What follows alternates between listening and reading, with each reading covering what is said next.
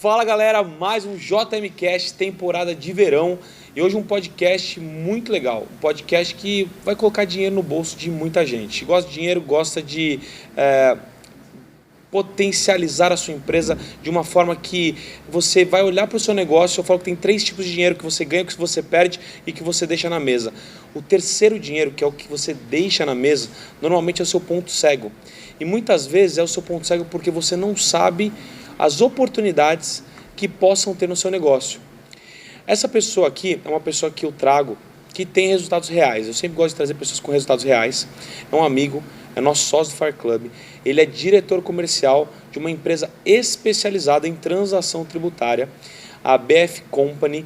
E o que eu quero falar para vocês, não estou trazendo uma pessoa só para falar teoria aqui para vocês.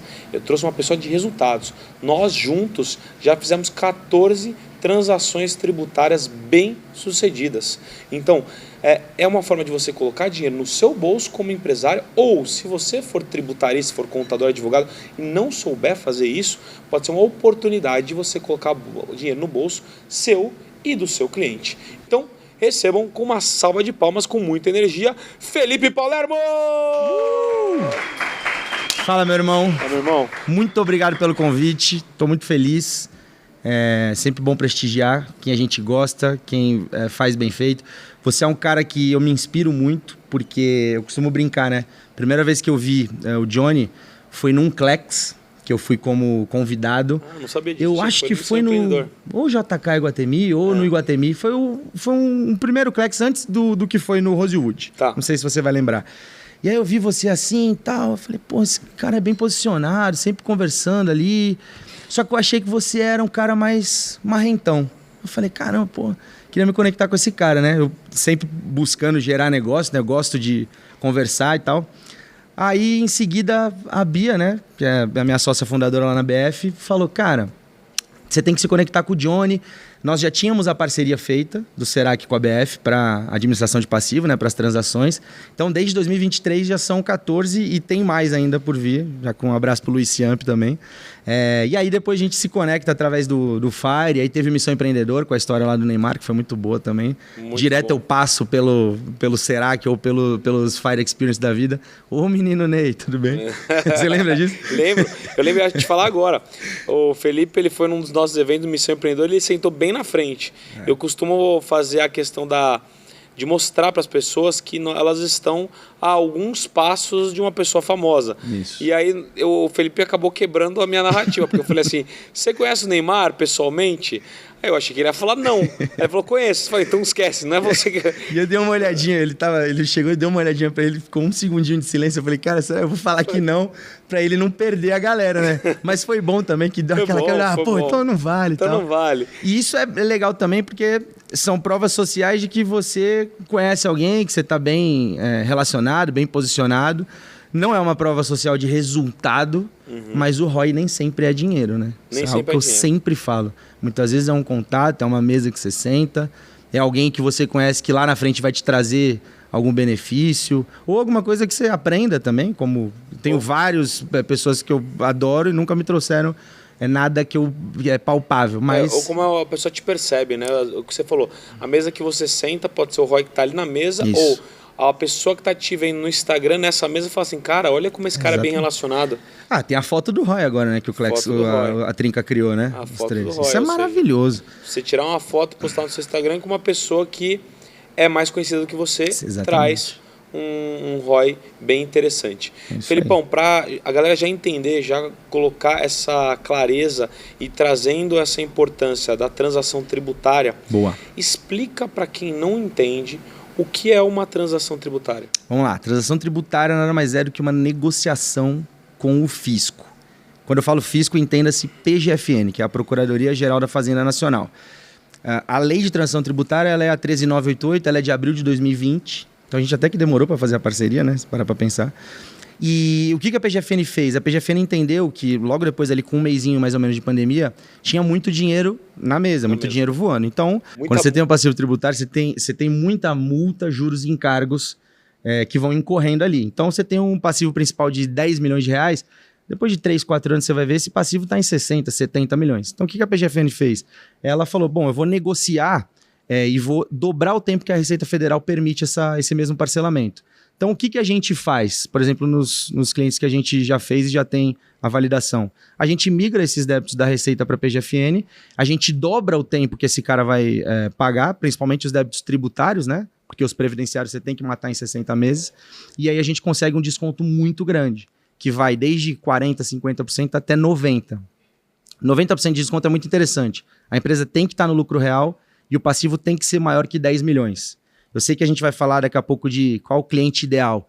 Hoje, o cliente ideal que traz o maior retorno é esse cara. É a indústria, é a farmácia, são os hospitais, que tem os passivos... Esse é o cliente ideal. Top. Então, por exemplo, você é empresário ou você conhece algum empresário que esteja enquadrado nessa característica, talvez seja a oportunidade de trazer esse resultado para ele. Quais são os clientes ideais da transação? Cara, o cliente ideal da transação hoje, nós estamos gravando esse podcast aqui em 2025, né? Começo do ano. A PGFN ela veio aperfeiçoando muito a transação tributária. Quando começa ali em 2020, eu costumo brincar que ela era uma torneira mais aberta. Não tinha muita diferenciação entre o cara que tem um passivo muito alto e um cara que tem um passivo ali de 60, 70, 80 mil reais no Simples, por exemplo. À medida em que os anos foram passando, a PGFN também foi aperfeiçoando isso. E hoje... tá muito mais difícil você fazer a transação de valores até R$1 milhão. Você não consegue negociar diretamente com o fisco. O que você faz? Você já tem uma transação por edital, que é uma transação online. No próprio Regularize, você faz lá no Cispar. Só para entender, até ou depois de... Até R$999 mil é online. É online, edital. Edital. Entre 1 milhão e 10 milhões, TIS. Transação individual simplificada. Também tem, já é meio pré-moldada, só que eu consigo sugerir um plano de pagamento para a procuradoria. Tá. E muitas vezes eu olho para fluxo de caixa do cara e eu ganho o cara aí. Eu pego, por exemplo, os 3 primeiros anos... Mas esse não é online? Não. A transação individual simplificada você pode requerer online, só que você também tem a prerrogativa de falar com a procuradoria. Entendi. Isso é maravilhoso. Sim.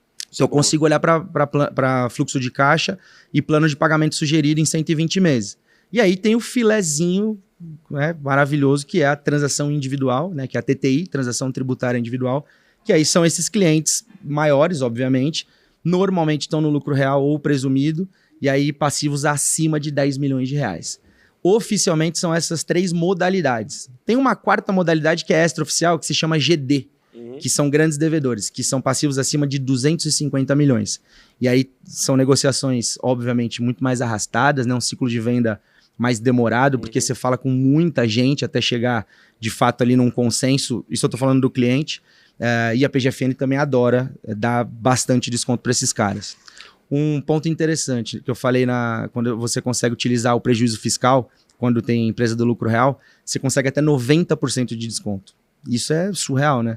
A gente está com 4 contratos grandes agora rolando. Quando se fala em desconto é na multa e juros, né? No principal também. No principal também? Você consegue... A única forma que você consegue abater uma parte do principal é com esse pré-requisito. O cara tem um passivo acima de 10 milhões e ele tem prejuízo fiscal escriturário no SF. Aí você consegue utilizar parte desse prejuízo para abater o principal. Essa, inclusive, é uma estratégia...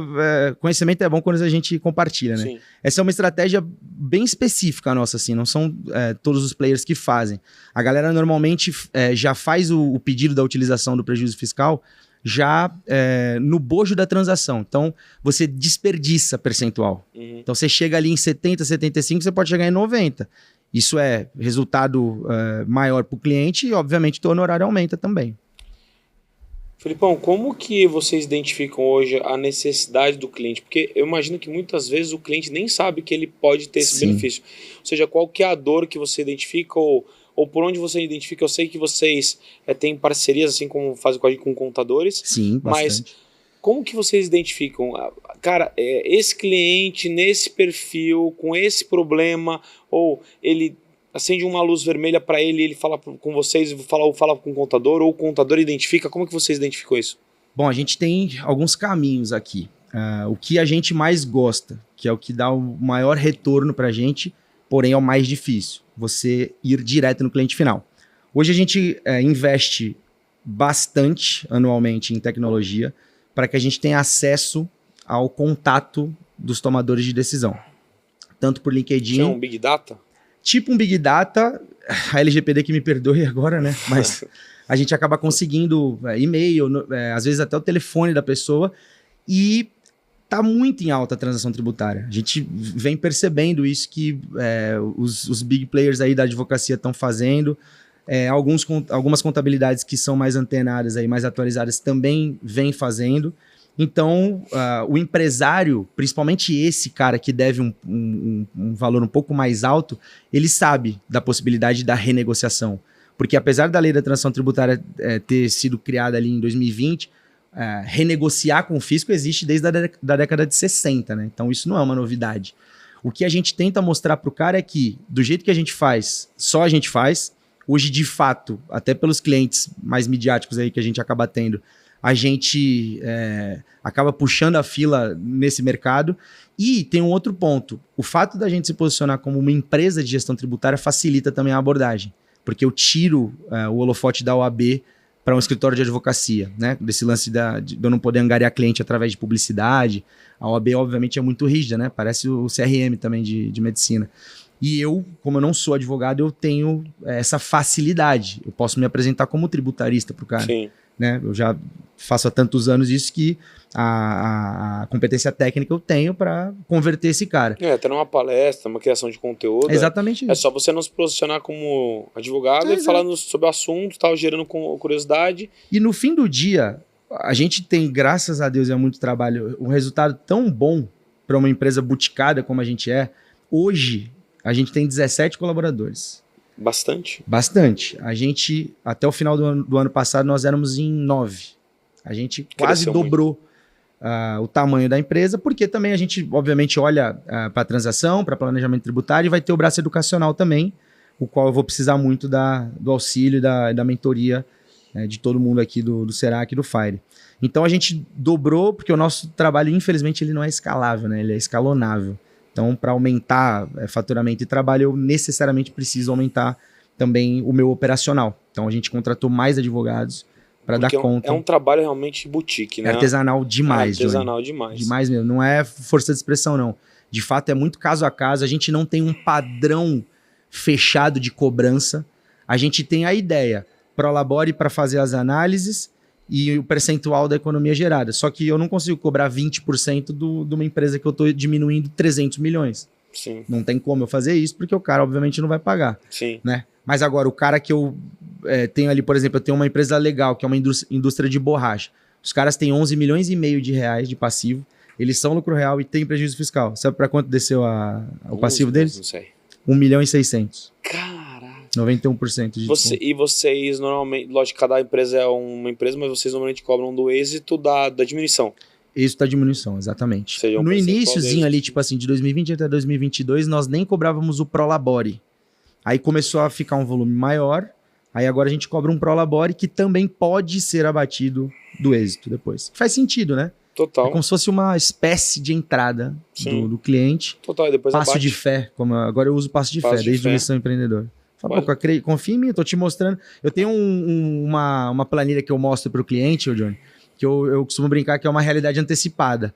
O cara já sabe o que vai acontecer com ele quando ele, de fato, fizer a adesão à transação tributária. Então, eu já tenho um plano de pagamento sugerido, os percentuais ali que eu vou conseguir abater. Então, essa é uma das tecnologias que a gente usa e que deixam, de fato, mesmo a gente à frente no mercado de tantos players grandes. E tem que dar o passo de fé mesmo. Eu falo que na vida os passos mais firmes são dados com as pernas tremendo. Puta, é verdade. É isso, cara. Tem total razão. Isso, a vida é pra quem arrisca. Eu falo, empreendedor pequeno vive pra pagar boleto, empreendedor grande vive pra construir um império. E não dá pra construir um império sozinho sem ter pessoas boas. Que olham assim pro nosso negócio, cara, onde tá o gap, onde tá o dinheiro na mesa, o que eu posso melhorar. E aí nessa pergunta ainda, por que procurar a BF Company? Por que procurar para fazer transação? A pessoa não pode tentar fazer transação sozinha? Quais são os cuidados ou diferenciais ou o jeito, né, o modus operandi que vocês têm que faz com que, se eu preciso daquele trabalho de transação, eu vou procurar vocês? Bom, primeiro o resultado, acho que o resultado por si só ele já é uma chancela absurda. Segundo ponto, é um ponto interessante, porque, embora eu sou meio que a ponta da lança, assim, eu sou o cara mais comercial, eu sempre dou a cara, a pessoa que está nos eventos, nas mentorias e tudo mais. Só que, quando a gente fala de competência técnica, o que, que a gente fez, e foi muito inteligente hoje vendo de 2021 para cá, a gente contrata quem já trabalhou no PGFN. E isso faz uma diferença, assim, brutal, no que diz respeito a como raciocina o ente federativo, no caso a PGFN, como de fato age o procurador, porque são pessoas que normalmente estagiário, mas a gente já consegue... São um baita diferencial, vocês contratam a CRIA ali. Totalmente. E aí a gente desenvolve através do nosso lugar de potência, que é uma empresa muito focada em venda. Então, eu vendo e o meu operacional tem que dar conta. Porque não adianta eu ser, porra, que legal, cara, gente boa, simpático, fala que entrega. Se as advogadas... É muito advogada, né, que a gente contrata coincidentemente. Se as advogadas não derem conta do operacional, que aí sim é CDA por CDA, inscrição por inscrição, faz o pedido, revisão de CAPAG, que é um tema também complexo, denso, análise de prescrição e decadência, que também é um delta alto pra gente quando dá certo. Então, diferencial técnico e também a celeridade com a qual a gente entrega. A gente entrega mais rápido do que a concorrência. Isso é um fato porque a gente acaba pensando clientes que estão com seus processos parados com a concorrência e aí a gente acaba tendo resultado na falha dos caras, não tem jeito. Por isso que a gente precisa compartilhar realmente bons profissionais. Sim, concordo. E a gente já fez vários trabalhos bem-sucedidos, vocês têm conhecimento, vocês têm entrega, qualidade, atendimento, e você que é empresário que está nesse cenário, ou conhece algum empresário que esteja nesse cenário, procura a BF Company. Felipão, como que, antes da gente continuar o podcast, deixa o seu arroba da empresa pra galera realmente te chamar assim, sem compromisso. E você também que tem dúvida, Felipão é super solícito, manda mensagem lá, cara, não sei se eu tô nesse momento, analisa minha empresa aqui, pra mim isso daí não é, manda mensagem lá no Instagram dele. Eu costumo falar que eu sou um cara muito acessível, eu gosto disso aqui. Por mim, minha vida é ficar gerando negócio mesmo. Eu sou muito pouco preocupado com a venda. Só que, obviamente, eu costumo brincar que eu não tenho pressa, mas eu não gosto de perder tempo. Então, fazendo esse disclaimer aqui, o meu é @Palermo, apenas Palermo. Palermo normal. Só Palermo. Se foi lá, jogou Palermo, vai aparecer lá, é Felipe Palermo, vocês já vão me ver. Podem me mandar mensagem no Instagram que vai dar bom. E o da empresa é @bfcompany.br. bfcompany.br. B de bola, F de faca, company com Y no final, .br. O arroba é esse. O arroba é esse. Legal. Irmão, e conhecendo um pouco mais do Felipe, você sempre trabalhou nessa área, você trabalhou em outras áreas, como foi a sua jornada empreendedora ou sua jornada do trabalho realmente? Onde que você trabalhou? Quais lugares você trabalhou? Quais foram as habilidades que te trouxeram até aqui? Boa, vamos lá. Primeiro, eu costumo brincar, né? Quem é o Felipe Palermo? Pai do Pipo e da Annalise. Primeiro ponto, meu maior projeto da vida é família. A Ana Letícia, minha esposa, meus filhos, o Pipo e a Annalise. Então eu sou o pai do Pipo, pai da Annalise, marido da Ana Letícia, nascido e criado na cidade de Santos, 35 anos, sempre trabalhando com comunicação. Mora lá ainda ou mora agora? Moro em Santos ainda. Santos. Por lá ficarei, tá? A vida mais tranquila. E a empresa fica onde? Em São Paulo, no Itaim Bibi. E a gente tá reformando agora, entrega em julho, a sede de Alphaville. Vai ser vai na ficar mais próximo Andrômeda. De clientes ali? Mais próximo desse tipo de cliente, de cliente do novo dinheiro, né? Do dinheiro que tá nessa nova mão aí. Tá. A galera gosta do CEP do Itaim. A gente percebe isso, que houve uma mudança, de fato, até no ticket. Não só de cobrar mais caro, mas de ter mais volume. Isso é só um ponto rápido antes de falar de mim. Sabe por que a gente acelerou nossa ida para São Paulo? Por quê? Porque até então nós éramos em Santos. Porque a gente perdeu um bid. Sabe o que é um bid? A gente perdeu um bid, que é uma disputa para você prestar um serviço para uma empresa grande. Esse bid, ele seria um contrato de 3 anos, de R$80 mil por mês. A gente perdeu por causa do CEP. A gente tá falando aí de Eu não tô falando que a gente ganharia. A gente tá falando de quase 3 milhões. De 2.700. É isso aí. Eu não tô falando que a gente ganharia, eu tô falando que a gente perdeu por causa do CEP. Então a gente passou nas eram 4 etapas. As 2 primeiras etapas, que eram etapas de você mandar o que você fazia, as validações e tudo mais, maravilha. Na terceira etapa, que foi você mandar a documentação CEP, de fato. E aí a gente ainda falou, meu Deus do céu, não dá pra correr, não dá pra correr. E justificativa? CEP. Justificativa é CEP. A gente ele é um clube tradicionalíssimo em São Paulo. Eu não vou falar o nome, mas é um clube que negou o Ronaldo Fenômeno como sócio na época que ele jogava no Corinthians. Se jogar na internet, vocês vão ver. É um clube muito tradicional, fica nos Jardins ali. E aí a gente, seria... Cara, imagina você fazer todo o contencioso e consultivo tributário de um clube desse tamanho. E aí a gente acelerou a ida. Foi no ano passado que aconteceu isso. E aí rapidamente... Ano passado estão dando... Foi. 2024. E agora Alphaville. Aí a gente foi rápido pro Itaim. O ponto de Santos ainda continua? É um ponto operacional, mas vai fechar. Vai fechar. Não vai faz ficar mais sentido. No Itaim, Alphaville. Aí Itaim, Alphaville, a gente acredita muito no presencial. A gente até tentou fazer um pouquinho de home office, mas para você colocar cultura, no final do dia a gente é um escritório de advocacia. É difícil você criar cultura e fomentar a cultura de vendas, né? Se transformando numa empresa de gestão tributária tão longe, porque eu lido muito no meu operacional com advogados. Então, o comercial ele tem mais essa dinâmica, né? O comercial ele entende mais rápido e mais fácil que você pode estar na rua e pode, né, fazer o que tem que ser feito, mas voltar para o seu QG, né, para o seu quartel-general. O operacional é advocacia true, assim, é petição, é requerimento, é audiência, então a gente prefere ficar no presencial. Então a galera toda vai trabalhar em Alphaville a partir do meio do ano. Não sei se julho ou dois pontos muito fortes. Fortíssimos. A gente tá fazendo o que tem que ser feito, é o que você fala, cara. A gente tem que fazer o que tem que ser feito. É isso aí. Mas agora voltando pra mim, pra você. Rapidinho. Aqui eu joguei futebol, joguei no Santos. Primeiro eu começo minha carreira com 14 anos, sub-15 na Matonense. Quem é mais antigo aí vai lembrar desse time. É na cidade de Matão, que é vizinha de Araraquara. Então morei lá, morei sozinho, aquela coisa, alojamento e tudo mais. Em 2005 eu vou jogar na base do Santos Futebol Clube, com o professor Lino. Professor Lima também, que faleceu há pouco tempo também. Aí ali fico no Santos, aí saio do Santos em meados de 2007, ainda na base, não continuo a carreira, joguei com muita gente boa também, ali foi uma escola de como você entra e sai dos lugares, lidar com pessoas de diferentes realidades e tudo mais. E aí eu vou estudar. Estudo comunicação. Conheceu algum famoso jogador do Santos na época? Eu entrei no Santos em 2005 com o Ganso. Com o Ganso. Paulo Henrique Ganso, que ele é também de 89, minha idade. Mas ali eu joguei com o Thiago Carleto, que chegou a jogar Libertadores pelo São Paulo, jogou no Atlético. Mas mesmo que você não tenha jogado, você viu alguém mais... Viu o Wesley, que foi do Palmeiras e foi grande também, foi campeão no Santos.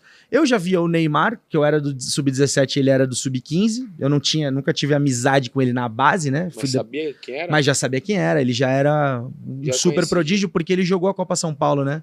Em 2007. Entendi. Com 15 anos ele joga a Copa São Paulo, então eu ainda tava lá, eu já via que era... E a Copa São Paulo, ela é de fato um baita divisor de águas, assim, sobretudo para quem é novo. Para quem é velho é óbvio que é o fim da linha, né? O cara tem 20 anos ali, ele é o fim da linha, se ele não for bem. Agora, para quem é novo, é um super teste, assim, tem um peso, até pela época do ano, você abdica do ano novo e tudo mais. Então tem todo um contexto ali que faz o cara realmente ser bem tratado e jogar a Copa São Paulo. E o Neymar foi. Prodígio top, assim, absurdo. E o Ganso também um gênio, jogando desde a nossa época, ali com 16 anos, o moleque já era muito bom. E aí depois eu vou fazer comunicação, consigo um estágio na Rádio Bandeirantes, e aí ali na Rádio Bandeirantes foi muito estratégico, porque eu estudava na Embi Morumbi, em São Paulo, então eu tinha 3 lugares que eu ia, Rádio Bandeirantes, né, que é o Grupo Bandeirantes, a minha casa, que era perto do Morumbi, do estádio, e a faculdade. Então eu ficava nesse trajeto, nesses 3 lugares. E ali, já intencionalmente, eu fui começando a fazer amizade com a rapaziada do esporte. Então o Craque Neto, Denilson, Dr. Osmar, Renata Fã. Eu comecei a, assim, querer... A galera do Na Geral, que era um programa antigo que tinha de rádio. Eu lembro. Meu pai adora. Na Geral. Na Geral era maravilhoso. Meu pai, Na Geral, programa Na Geral. Beto Hora, lembra? Beto Hora. Pô, era top demais. Então, e tanto é que eu tomei uma bronca do André Russo. O André Russo foi o cara que me contratou. Até, infelizmente, a gente o perdeu na época da pandemia.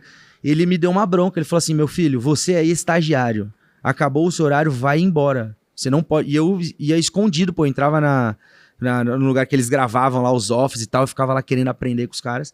E ali dali, eu vou fazer um estágio. Eu saio da Band depois, acabo o contrato. Vou fazer um estágio no Itaú. Ali no Itaú eu me apaixono por esse lance do corporativismo, assim, era uma empresa, né? Eu não trabalhava em agência, trabalhava na comunicação, então era bem empresa mesmo. Eu trabalhei com carro depois, no iCarros, que é a concorrente da Web Motors. Então ali eu já comecei a falar, cara, São Paulo é o lugar que eu quero ficar, né? Eu tinha saído já de Santos e tal. Aí eu abro uma assessoria de comunicação, porque o esporte sempre esteve ali na minha vida. É engraçada essa história, eu era novo, assim, tinha 21 anos, eu entrei no Itaú, e eu ganhava R$ 2.200 por mês. Esse era o meu salário com os benefícios, de estágio mais VR, VA e VT. Beleza. Quando eu empatei os R$ 2.200 com a assessoria, eu saí do Itaú. Aí meu pai falou, cara, não acredito que você fez isso, você é novo, pô, já ganhando um dinheirinho. Cara, aguenta firme, você é estagiário, trabalha 5, 6 horas por dia. E aí o teimoso, fui embora, mas foi bom, fui me jogar, fui empreender da maneira mais brasileira possível, né? Foi focar também naquilo, 100%. A ferro e fogo, focar naquilo. Aí as coisas foram virando, tive bons clientes. Trabalhei muito com os caras no São Paulo, com o Hudson, com o Rodrigo Caio, Renan Ribeiro. Então, ali eu conheci muita gente no esporte, né? Não só no campo mesmo, mas os jornalistas, os produtores, tudo mais. E engraçado, e teve uma pessoa específica que eu conheci nessa época da assessoria, que é o Rafael Souto, que em 2015, no finalzinho ali, ele me convida para um projeto digital. Ele falou assim, Fê, porra, você é um cara sempre gente boa, né, não sei o que, tal, trabalha com futebol, né, gosta, jogou e tal. O meu sócio saiu do canal que eu tenho no YouTube e foi pro Desimpedidos. O nome dele é o Bruno e tal. E eu tinha um atleta que chamava Lohan, ele jogava no Audax do Diniz, isso eu tô falando de 2013, ali, 14. E o Fred entrevistou esse meu jogador. Então eu conheci o Fred quando ele era o Bruno. Aí eu falei, pô, Rafa, claro, pô, vamos fazer um teste. Pô, eu nunca tinha sentado na frente de uma câmera, ô Johnny. Sim. Aí eu meio desesperado, a gente gravava no Routers da Alameda Santos ali. Aí eu fui, aquela coisa, né, as câmeras assim e tal. Aí meu primeiro negócio, cara, como eu fui mal, bicho. Mal demais. Aí você vai fazendo, né, você vai treinando, aquilo ali vai ficando normal pra você. Aí eu vou deixando de ter os atletas, fiquei com o Rodrigo Caio e com o Hudson, porque o Rodrigo Caio tinha o ciclo olímpico com ele, que depois em agosto de 2016 ele ganha as Olimpíadas, né, jogando futebol. Aí fico com o Hudson, que virou um irmão meu. Aí fico só com esses 2 atletas e começo a trabalhar no YouTube. E ali é o grande ponto de virada da minha vida. Aí a gente sempre fala sobre ambiência, intencionalidade. A gente participou de um evento com uma agência que fazia a Nike no Brasil. E aí esses caras, beleza, a gente fez o evento e tal, aí falaram assim, vai ter o lançamento de uma chuteira, chamada a Mercurial, no Rio de Janeiro. Então, pô, vai estar o Ronaldinho Gaúcho, o Gerson, na época, que tá no Flamengo na época, jogava no Fluminense. Pô, vocês não conseguem vir? Ô, Johnny, a gente durinho, liso, sem R$1 no bolso. 3 sócios, um mais duro que o outro. Sabe o que a gente fez? Pegou um carro, um Fox, e foi pro Rio de Janeiro, bater e voltar. Eu saí de São Paulo, 5 e pouco da manhã, cheguei no Rio de Janeiro 11 horas, né, com o trânsito ali e tal, almocei, o evento começava às 5 da tarde, a gente fez o evento, a gente entrevistou o Gerson, o Thiago Martins também é um ator e cantor e tudo mais, aí daqui a pouco a gente vai dar tchau pro cara aqui, Bernardo Bessuchet, o cara. Valeu, Bernardão, tchau, tamo... Pô, não, fica aí, vai ter uma resenha aqui, o Ronaldinho Gaúcho vai ficar, tal, era no centro do Rio, num prédio, numa garagem assim, tal, ele vai ficar aqui e tal, não sei o quê. Pô, mano, a gente precisa voltar pra São Paulo. Aí ele, vocês vieram de São Paulo, bateram e voltaram? Ali marcou pra sempre o F4L pra esse cara, o Bernardo Bessuchet, e ele era simplesmente o cara de novos talentos da Nike. Legal. Então, nessa nossa ida pro Rio de Janeiro pra fazer um evento gratuito, que a gente entrou como imprensa, a gente sai dali depois de 2 meses, eu recebo uma ligação no meu celular, Bernardo Bessuchet, cariocaço, falando, Palermo, quero você. Falei, pô, pois não. Vai ter o lançamento, era o lançamento de uma roupa de treino e a chuteira especial do Cristiano Ronaldo em 2016, na Cidade do México. Você topa? Tudo pago. Aí eu tremi, tudo era muito novo. Eu não tinha essa veia comercial, essa intencionalidade do comercial. Eu era intencional nas minhas conexões, assim, que eu sempre fui um cara, gente boa, resenheiro e tal. Aí quando eu falei, pô, claro e tal, eu falei, pô, dá pro Léo ir comigo, que era o cara que fazia as filmagens e era meu sócio. Pô, vou tentar, não garanto, mas vou tentar. Cara, dali eu vou pro México, jogo bola no... O Léo Sui foi, eles deixaram o Léo ir. E participou de tudo também. Aí eu vou, aí jogo bola no Estádio Azteca, faço um gol, tem até no meu Instagram, um gol no mesmo gol que o Pelé faz o gol da Copa de 70 e o Maradona faz o gol de mão em 86. E ali eu entrevisto o Ronaldo Fenômeno, dentro do Estádio Azteca.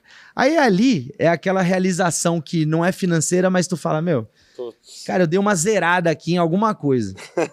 E aí ali a gente consegue o patrocínio da Nike, aí as coisas vão caminhando, a gente fica ainda com o canal de 16 a 19, produzindo muito conteúdo. Fiz Florida Cup, entrevistei o Kaká, entrevistei o William, que na época estava no Chelsea. Então, essas chancelas aí vão validando, né, que você estava fazendo alguma coisa bem feita. Aí ali chega em 2019, eu vendo minha parte, aí eu sou contratado por um canal que chamava Apito, que até hoje em dia é uma quadra que o Cossiela, a galera aí do YouTube ainda grava uns conteúdos lá. Esses caras não tinham quadra, eles eram um aplicativo que eu costumo brincar assim, é o Tinder de quem quer jogar Society. A gente tem uma galera que quer jogar Society e sei lá, o Léo quer jogar uma bola com a gente e não tem uma turma. Aí dá um match lá e ele vem jogar.